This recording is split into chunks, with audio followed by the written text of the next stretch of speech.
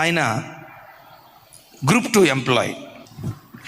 వివాహ వయసు వచ్చినప్పుడు తల్లిదండ్రులు, రే అమ్మాయిని చూస్తావరా, ఎలాంటి అమ్మాయి కావాలి టకామని తల్లిదండ్రులకు చెప్పాడట. ఎలాంటి అమ్మాయి అని నేను చెప్పను, కానీ దేవుని చిత్తంలో ఏ అమ్మాయో ఆ అమ్మాయిని వివాహం చేసుకుంటా. ఈ అబ్బాయి ఒకటే మాట అన్నాడట, అమ్మా దేవుని చిత్తం ఎవరో వాళ్ళని నేను చేసుకుంటా. తెలిసిన అమ్మాయిల ఫోటోలు పంపించారు. ఈ ఎర్రగా ఉన్న ఏ ఫోటో వచ్చినా వద్దు మమ్మీ, వద్దు మమ్మీ, వద్దు మమ్మీ, వద్దు మమ్మీ, దేవుని చిత్తం కాదు, ప్రార్థన చేశాను దేవుడు వద్దన్నాడు అని చెప్పే పరంపరలో ఒక ఫోటో వచ్చింది. ఆ ఫోటో ఎట్టుందో తెలుసా?